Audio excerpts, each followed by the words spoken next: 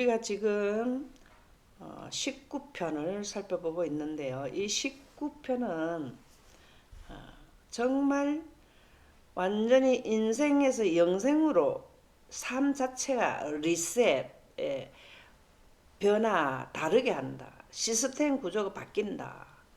전환시킨다. 라는 말씀이거든요. 그래서 우리가 스가랴 6장 13절에 나오는 평화의 의논, 이것이 우주 평화유지 프로그램, 설계 프로그램이라는 건 설계거든요. 우리는 설계자의 설계 도면을 볼 줄 알아야 돼요. 그게 뭐냐면 예언이거든요.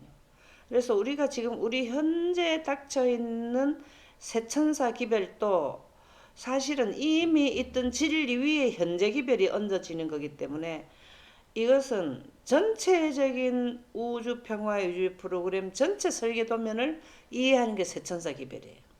첫째 천사 기별, 둘째 천사 기별은 6천년 동안 내려온 예언이고, 셋째 천사 기별은 그 기별 위에다가 일요일 휴업령법, 일요일 휴업령이라는 것은 인류를 마지막으로 산 자들에게 전체를 시험하는 기간이거든.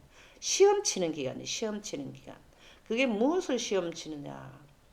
영생으로 돌리는 리셋시키는 계획과 사단의 정책은 영멸로 죽음으로 데려가는, 모두를 데려가는 그 죽음의 리셋시키는 그 모든 것을 전환시키는 것이 시험이 막바지에 시험 치는 게 셋째 천사 기별이 되겠거든요. 그리고 이 시간에는 우리가 셋째 천사 기별이 다 선포되고 삶이 영생 가느냐 영멸 가느냐, 인생 지금 현재 우리의 그 고정되어 있는 거는 인생인데 살다가 죽는 건데, 이때 예수님이 재림 19편에서 나오는 1편, 2편, 3편은 여기에서 완전 삶 자체가 분리돼 버리는 거예요. 영생, 그 다음에 영멸, 이 부분을 우리가 지금 살펴보고 있는 거거든요. 그래서 뭐를 우리는 이해해야 되냐면, 하나님의 설계도면, 이거는 예언의신이나 성경에는 구속의 대경륜 6천년에 7천년에 해당되는 거. 그 다음에 우리가 지금 공부를 해야 되는 게 또 뭐가 있냐면, 셋째 천사 기별 기간에 나타날 사단의 설계도면, 이 두 가지를 우리는 살피는 것이 시험 치는 데에 우리가 정확한 그 개념을 가지고 일요일 휴업년 때 시험 치는 데 들어가는데 프로그램 설계 도면을 잘 봐야 돼요. 그래서 우리는 지금 하나님의 설계 도면을 우선적으로 공부를 하고, 그 다음에 현재 우리에게 시험을 상대방이 공격을 가하는 그것이 무엇인가는 사단의 설계 도면이 하나의 세계, 하나의 합해, 하나의 종교, 이거거든요. 단일 합해, 단일 종교, 단일 정부. 이 부분을 우리가 또 사단의 프로그램을 살펴봐야 돼요. 그래, 이 사단은 어떻게 자기의 설계를 하게 되었냐면, 하나님의 설계 도면을 공부를 했기 때문에 셋째 천사 기별 일요일 휴업령 내릴 때 자기 설계 도면을 집어넣어야 영멸로 데려가는 하나의 시스템이거든요. 그래서 오래전부터 연구를 해서 어떻게 했나, 셋째 천사 기별 전할 때는 실행시키는 게 그의 의도예요. 그 의도를 깨닫게 되는 게 하나님의 프로그램 전체를 봐야 그것이 보이게 되어 있습니다. 일부 지금 거기에 대해서 많이 그 말씀을 해서 보는 분들이 있는데요. 그 분들은 그 전체적인 내용은 있지만 상세 도면에 가가지고 우리가 이해를 더 해야 될 부분들이 있더라는 거죠. 그래서 우리는 이틀 후에 특별 부활을 하는 이 내용을 오늘은 19-2-1편에서 살펴보도록 하겠습니다. 이것이 다 뭐냐면 하나님의 설계 도면이라는 거죠. 우리는 전체 설계 도면 중에서 뭘 봐야 되느냐? 우리 1년의 사건, 6천년의 사건 중에서 마지막 이 부분을 우리는 이해를 해야 된다. 왜 이해를 해야 될까? 1차 공기 떠나갈 때 뭘 하죠? 14만 4천인들이 빛으로 옷을 갈아입잖아요. 그럼 내가 그때까지 존재한다 하면 언제 빛 옷을 갈아입는지 이런 걸 우리가 데이터를 설계 도면에 대한 상세도를 알아야 되잖아요. 그죠? 아, 그리고 또, 뭐, 가족 중에 누가 죽었어. 그러면은 이튿날 일으키고 3일째 또 살리는 이런 살리시고 일으키는 이런 내 가족은 언제 또 부활해서 만날 것이다. 이런 것을 우리가 다 이해를 하고 그 다음에 이렇게 빛이 영광이 들어오기 전에 결정을 해야 되는 시점, 조사심판 끝나는 거, 은혜식의 끝, 이 부분을 알아야 선택을 하지. 뭐 버스 지나가는데 손들면 안 되잖아요. 하나님은 때가 차면 정확하게 이루시는 분이라서 때가 지나간 데 가서 아유 나 좀 빛으로 옷을 입혀주세요. 끝난다 이거죠. 창세기 1장 5절 한번 읽어보실까요?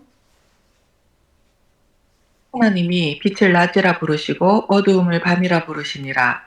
저녁이 되고 아침이 되니 이는 첫째 날이니라. 아멘. 참 첫째 날 하는 날이 요음인데요. 여기에서 보면은 덥다는 의미의 사용하지 않는 어근에서 유래되었다. 덥다는 의미에 사용하지 않는 어근에서 유래되었다. 참 이게 우리에게는요 원어가 얼마나 진리를 밝혀주는지 몰라요. 자, 첫째 날은 어디서부터 시작이 되었을까요? 첫째 날. 여기 보면 뭐라고 나와요? 저녁이 되고, 그렇죠. 이 저녁은, 첫째 날 저녁은 지금 현재 우리 저녁하고 개념이 좀 다르다 그랬죠. 이 저녁은 어떤 저녁을 의미한다 그랬습니까? 어떤 어두움. 여기는 보면은, 덥다. 어둠이 덮었거든요. 덥다. 이게 뭘 의미할까요? 이 저녁은 지금 현재 우리가 저녁이 되면은 어둡잖아요. 근데 왜 어둡습니까? 지금 현재는? 저녁이 왜 어둡죠? 태양빛이 반대편에 있기 때문에 그렇죠. 근데 첫째 날 어둠은 우리가 저녁의 어둠하고는 원천적인 어둠이라고 그랬죠. 이게 뭐라 그랬죠? 밤의 원천적인 어둠, 시작. 이게 첫째 날 지구 시간의 시작이잖아요. 이때 저녁은 어디에서부터 시작되었다고? 우주 환경. 예, 감사합니다. 우주 환경. 우주 환경에서 시작되었다 이 말이에요. 요음이라는 의미가 그걸 의미해 주는 거거든요. 일출에서 일몰까지 또는 일몰에서 다음날 일몰까지 이거는 이제 우리가 이제 이해가 잘 되는 부분이죠. 근데 여기가 참 어근에서 유래되었다. 그래서 하루의 시작은 저녁부터라는 거죠. 근데 지금 현재 어떻게 주장하는 분은 낮에서 낮까지가 하루라 이렇게 하는 또 우리 안식일을 지켜도 하는 분들이 있어요. 그것은 이 말씀에 입각해 볼 때 아니라는 겁니다. 저녁부터. 그것이 성경에 어디에 나오나요? 저녁부터 시작되었다는 게 어디서 나오나요? 증명할 수 있나요? 창세기 1장 1절과 2절까지는 우주 환경이었죠. 흑암이 깊은 미에 있고, 그렇죠. 1장 3절에 가서부터 낮이 시작이 되죠. 빛이 있으라며 빛이 있었고 공기 만들었죠. 우리가 이 부분을 창조를 이해하면 이 날에 대한 개념이 바로 서게 된다. 그래서 안식일을 지키는 안식일 교인들은 정확하게 안식일의 시작이 첫째 날부터 어두움, 우주 환경에서부터 시작되었다라는 것을 바로 전해야 돼요. 그래야만 하나님께서 창조하시는 게 바탕을 이루는 게 어두움에서부터 하나님 신이 수면에 운행한 거기에서부터 창조의 시작이 되잖아요. 그죠? 원소 생성이라 그랬죠. 그래서 우리가 그거를 창조를 증명하는 창조주 하나님을 경배하라 하는 계시록 14장 첫째 천사 기별이 이 부분을 우리가 정확하게 이해가 되어야 된다. 그래야 첫째 천사 기별 내용이 이해가 된다. 그러면 반복됩니다. 호세아 6장 2절에서 3절에 보면 죽은 자를 살리는 것은 이틀 후부터 이틀 후. 그러면은 여기에서도 덥다라는 의미인데 여기서도 덥다라는 의미가 들어가잖아요. 그죠? 그러면 여기에서는 공기가 없는 환경을 의미한 걸 시작점 첫째 날, 창세기 첫째 날은 여기서 공기가 없는 상태에서 했는 첫째 날의 시작이고 여기에서 이틀이라는 의미는 뭘까요? 우리를 살리시며 이게 뭘까요? 이틀이라는 것을 어디에 기준점을 줬기 때문에 이틀이라 하냐 이 말입니다. 이틀 여기에서 자전, 예? 지구의 자전, 예, 자전도 되고 이틀이라는 개념을 여기에서는 어디에서 뒀을까요? 예, 지구의 자전 맞아요. 근데 공, 예, 이틀이라는 거를 기준점을 어디에 두고 했냐 이거죠. 여호와께서 이틀 후에 우리를 살리신다. 우리가 지난번에 해산하는 거는 어떻게 해야 해산이 된다고요? 살리는 게 해산이잖아요. 그죠? 공기가 떠나가는 공기, 시점부터 이틀이라는 거죠. 예, 예. 그래서 우리가 여기에도 뭘 하냐면은 요음이라는 단어가 적용되었다 이 말이에요. 덥다. 공기가 떠나가니까 태양빛이 어두워지는 게 덮어버려. 어두움이 덮는 거예요. 이 반대입니다. 반대. 여기는 공기가 없는 상태에서 창조가 시작되었고 재창조는 공기가 있는 가운데 공기를 빼버리고 어두움이 덮는 것을 창조하는 환경이다. 재창조. 죽은 자를 우리 지난번에 영상 봤죠. 어저께. 융합. 원소로 돌아가는 수소, 산소, 탄소 이거를 막 융합시키는 조건이 우리는 이미 지구에는 임산, 원소는 가지고 있잖아요. 죽은 자의 원소는 가지고 있는데 융합하는 에너지가 들어온 게 영광이잖아요. 융합시키는 게 지난번에 그 고이츠 교수도 자외선을 통과시키니까 그 아미노산 생성되고 그 다음에 미국의 그 교수가 했는 거는 바로 전기를 통과시켜 버리니까 너무 신기하지 않나?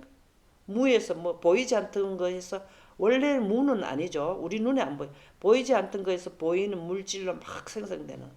이게 언제 하나면은 이틀 후에라는 거는 어두움이 공기가 떠나가고 나니까 이 말이에요. 여기 첫 번째 떠나가고 그 다음날 뭘 하나면은 공기가 이제 떠나간다면 이게 일곱째 재앙 때 되었다죠. 2차 공기 떠나죠. 그죠? 그래 하루 정도 지나고 나게 여기는 융합을 시키지 않고 바로 뭘 하냐면은 예수님이 변화산상에서 뭐 했습니까? 기도할 때 모세 엘리야가 타고 온 영광에 있는 영광 가운데는 하나님의 생기가 영생하는 생기가 예수님에게 적용이 되었을 때 뭐가 일어났죠? 스파크 번쩍번쩍번쩍 정말 그 부분 열심히 읽어봐야 돼. 우리의 미래상이거든요. 그랬을 때 14만 4천인들을 보여주는 거예요. 14만 4천인들이 어떻게 빛으로 옷을 살아서 갈아입는 거는 산상 그 변화산에서 나타나는 현상이거든. 그랬을 때 순식간에 호련히 변화함을 받아가지고 이 세상에 어떤 자가 빨래를 해도 그렇게 희게 할 자가 없는 옷을 갈아입으신 거거든요. 그렇게 할 때는 원소로 돌아가지 않는 상태니까 그런 현상이고 여기에서는 이튿날에는 원소 융합까지 하면서 14만 4천년들의 그 살아있던 형태장까지 이루고 그 다음에 거기에 생기를 불어넣는 이 환경이 어떻게 되나 하면은 어둠이 덮을 때 우리를 살리신다. 그래서 참 이 요음이라는 이 단어가요. 많은 것을 우리에게 그 영적인 의미, 우리의 그 삶에 대한 그 존재에 대한 내용, 원리, 하나님의 창조의 원리가 요음에 들어가 있다.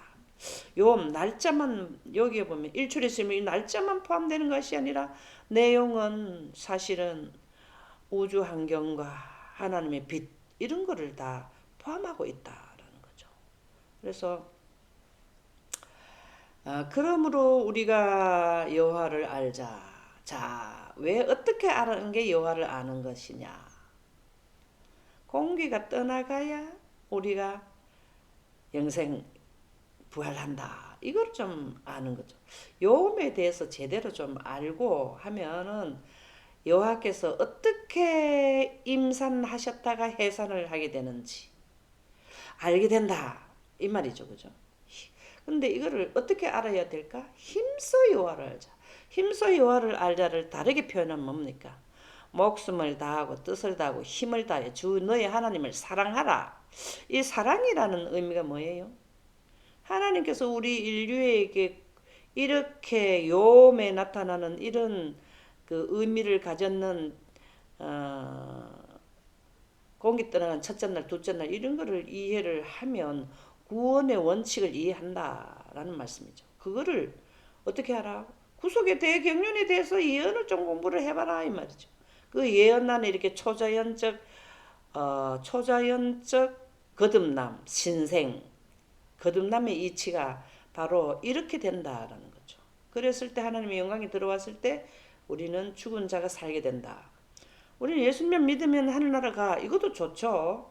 그거는 그 기초죠. 근데 어떻게 우리를 살리는가는 호세아 6장 2절에서 3절에 우리에게 다 요 글자 자체 성경 구절에서 우리에게 원리 원칙까지 영생가게 하는 원리 원칙까지 딱 적어 놓았다라는 그걸 알아야 된다 이 말이죠. 이게 복음이지 않나요? 영광 보존자는 예언을 하게 돼 있습니다. 자동으로. 그러게 되면은 뭘 한다고? 호세아 6장 2절에서 3절 특별 부활을 하든지 셋째 날에 3일째 일으키시는데 부활을 하든지 14만 4천인데 대열에 들어가든지 어쨌든 빛으로 옷을 다 갈아입는 거잖아요. 그에 나오시면 새벽빛같이 일정하니 비와 같이 이게 바로 뭐냐면 어두운 환경에서 뭐가 드러나고 이게 바로 이 말이에요. 그에 나오시면 새벽빛같이 일정하니 비와 같이 비가 우리가 내리면은 여기는 내리고 여기는 안 내리는 게 아니라 예를 들어서 그 지역에는 다 내리잖아요. 그와 마찬가지로 지구 전체를 보처럼 이렇게 다 덮는 거예요. 근데 이게 또 태양빛이 나오듯이 나와가지고 이렇게 하더라는 거죠. 땅을 적시는 늦은 비와 같이 여기에 있는 분들은 다 이게 첫째 날 14만 4천인들이나 둘째 날 여기 있는 분들은 늦은 비를 받은 분이에요. 셋째 날 일으키는 분들도 이 내용 원칙을 이해한 자들이죠. 그러나 이분들은 아담으로부터 셋째 천사 기별을 전하기 직전까지 죽은 자가 셋째 날 부활을 하잖아요. 그래서 여기에 늦은 비하고 관계가 있습니다.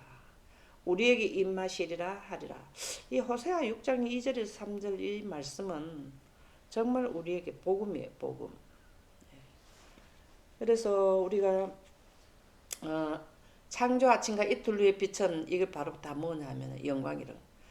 하나님의 신이 수면에 운행하는 것도 사실은 하나님의 영광. 그렇죠? 그 다음에 부활할 때도 하나님의 영광. 환경은 동일합니다. 환경은 공기가 없어야 돼.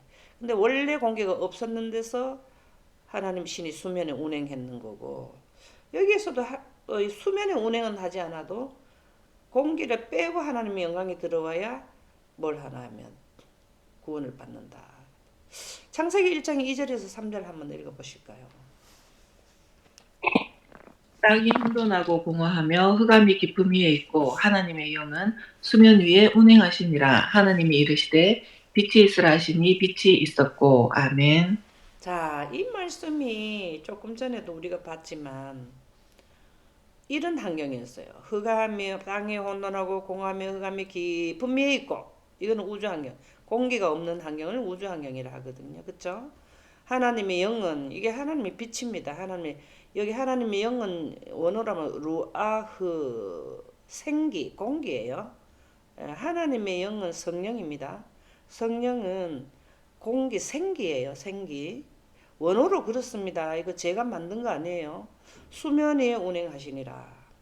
수면 위에 운행하시니라가 바로 이게 이제 하나님이 물을 만드시고 원소를 생성해서 물에다가 모든 유전자의 재료를 저장시켜 놨다.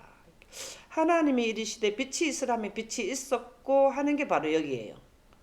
이게 이제 창세기 1장 3절에 초자연 환경을 이룩하시는 거고, 그 다음에 아담과 하와가 선악과를 먹고 나니까 요런 환경이 돼버린 거예요.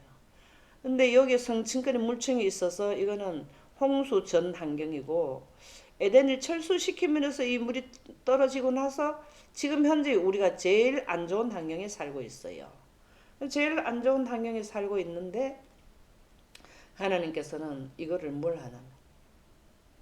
공기를 빼버리시는 거예요. 여기. 그리고 왜 목표점이 뭡니까? 환경과 사람을 리셋시키는 거.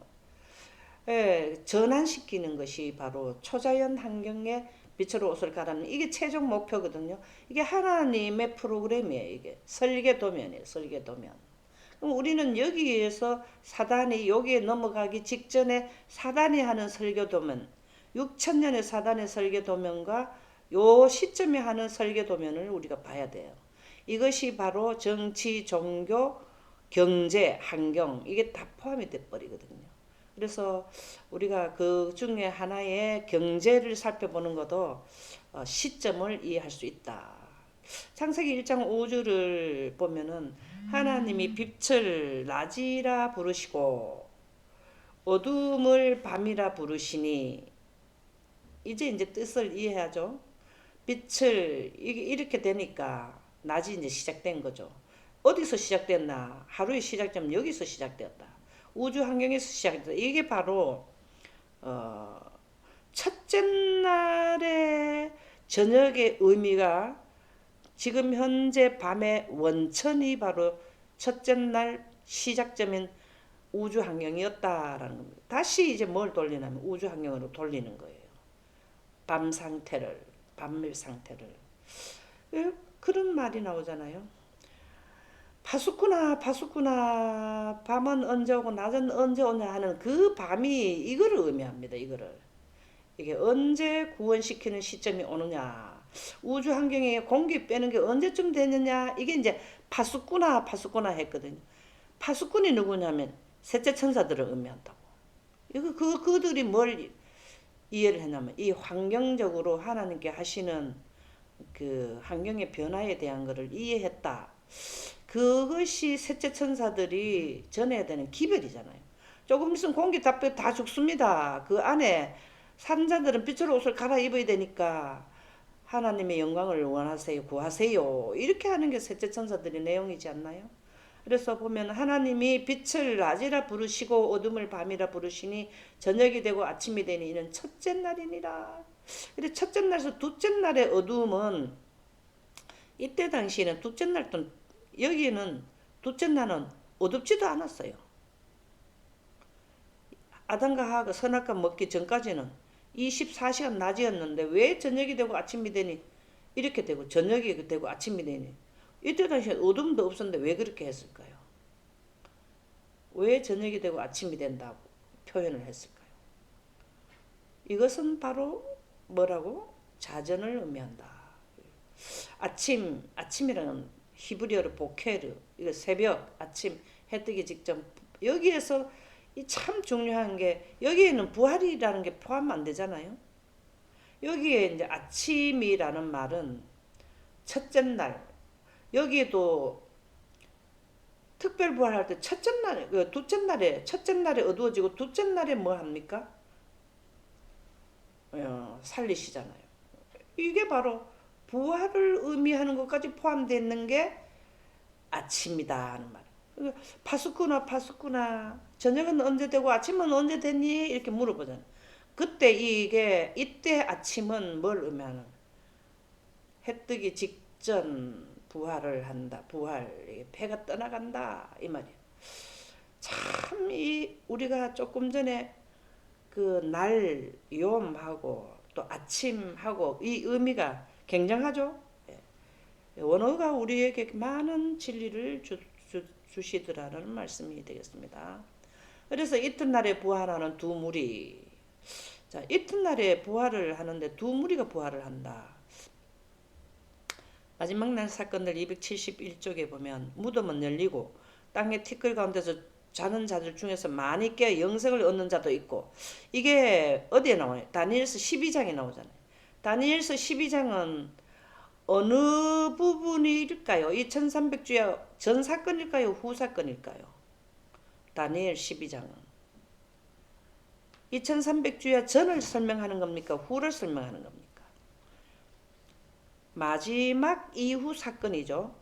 다니엘서 7장부터는 마지막 2300주야 이후 사건을 설명해 주었다 그랬죠. 땅의 티끌 가운데서 자는 자 중에서 많이 깨어 영생을 얻는 자도 있겠고. 자, 이분들이 누구죠? 셋째 천사 기별을 듣고 이튿날 어두워지고 난 뒤에 이튿날 부활하는 자. 수욕을 받아서 무궁히 부끄러움을 입은 자도 있을 것이다. 예수님을 찌른 자, 그에게 공격한 자들이 부활한다. 그렇죠? 여기 아주 나와요. 셋째 천사의 기별을 믿고, 셋째 천사 기별은 언제부터 선포된다 그랬습니까? 셋째 천사 기별을 전하는 시작점이 어디서부터래야 그랬죠? 미운 물건이 설 때로부터. 아멘입니다. 1290일 지나서 1335일 기간이죠. 근데 1290일까지 산 자가 살다가 죽은 자. 여기 아주 정확하게 나와요. 여기에서 영생을 얻는 자, 여기 두 무리가 나옵니다. 두 무리가, 여기에 두 무리가 나오는데, 셋째 천사 기별을 들은 의인과 악인의 특별 부활이 이튿날 이루어집니다. 여기에는 의인의 부활만 나타나는 겁니다. 정확하게 마지막 날 사건들 271쪽에는 셋째 천사의 기별을 믿고 죽은 사람들은 모두 영화롭게 된 몸으로 무덤에서 나와. 아멘입니까? 너무 좋지 않나요? 그래서 우리가 셋째 천사 기별을 듣고 노약자 어린아이는 많이 잠재운다 했는데 얼마 안 있어서 부활하는 거예요. 감사하죠. 하나님의 율법을 지킨 자에게 주는 하나님의 평화의 언약을 듣는다. 예. 율법을 지키는 자, 평화의 언약이 뭘까요? 평화의 언약이 뭘까요? 평화의 언약이 뭘까요? 속의 경륜. 아멘. 경륜의 끝에 예수님이 우리를 데리러 오시는, 이제 예수님이 오셔서 여기에 어디에 타라? 내 우주 전용기에 타라. 그게 뭡니까? 우주 전용기가 뭐죠? 빛이에요. 그쵸. 그 다음에 그거는 우주복이고, 우주 전용기는 뭐죠? 구름. 아멘입니다. 영광을 탄다 이 말이에요. 우리가 인공위성 로켓을 타고 이소연 그 씨가 그 지구 밖을 나갔었죠. 우주인들은 그렇게 되죠. 우리에게도 전용기를 딱 대기시켜주는 그게 평화의 언약 아닙니까? 이래서 우리는 목적지인 새 예루살렘 성에 내 이름이 기록되는 내 집에 가는 거야. 내 집에. 우리 집, 내 집에 간다. 이게 평화의 언약. 참 너무 좋지 않습니까? 다니엘서 12장 2절에서 3절에 보면 땅의 티끌 가운데 자는 자 중에서 많은 사람들이 깨어나 영생을 받는 자도 있겠고, 여기 나왔죠. 예, 똑같죠. 수치를 당하여서 영원히 부끄러움을 당할 자도 있을 것이며, 다니엘서 12장 2절에서 3절은 정확하게 그 위치가 공기가 떠나가는 이틀째 되는 날 특별 부활을 시키는 내용을 기록한 절이라는 거죠. 그래서 모든 성경 말씀은 예언의 사슬을 연결시키는 하나의 그 일련의 사건을 설명해 주는 거더라는 거죠. 지혜 있는 자는 궁창의 빛과 같이 빛날 것이요. 이 지혜라는 게 뭘까요? 이 지혜. 지혜가 바로 구속의 대경륜, 하나님의 사랑의 법. 십계명은 이 구속의 대경륜법을 인류에게 체계적으로 해주신 것이고, 학대하게 되면은 구속의 대경륜법이 바로 율법이에요. 율법. 여기 하나님의 율법을 지킨 자에게는 이 구속의 대경륜을 이해하는 자는 이 말이거든요. 평화의 언약을 듣는데 이게 평화의 언약이잖아요.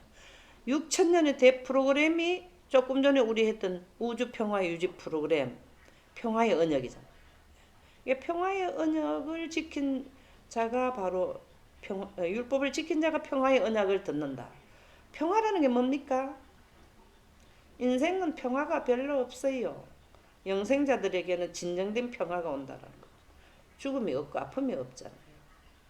지혜라는 게 이걸 말하는 겁니다. 예언을 이해하는 자는 하나님의 말씀을 바로 깨닫는 자는 궁창의 빛과 같이 빛날 것이요. 궁창의 빛이 뭐 태양빛이 궁창에 나타납니까? 대기권에. 빛으로 옷을 갈아입는다는 거죠. 많은 사람을 옳은 대로 돌아오게 한 자는 별과 같이 영원토록 빛나리라. 저 우리가 보고 있는 저기 그 항성들 별은 그들이 수명이 있어요, 사실은. 그러면은 별과 같이 영원토록 빛나리라 하는 거는 영생이라는 거죠. 이게 평화의 언약입니다. 그래서 평화의 언약을 듣고 영원토록 빛날라 하면 뭘 해야 되냐면 하나님의 율법을 지켜야 되는데 하나님의 율법을 학대하면 구속의 대경륜법이죠. 이게 보호자의 두 기초법 중에 의와 공평의 법이 바로 구속의 대경륜이라는 겁니다. 우리는 이 구속의 대경륜의 하나님의 법을 이해하고 사단은 죽음으로 몰고 가는 그의 설계 도면을 꼭 봐야 된다 라는 말씀으로 마치도록 하겠습니다.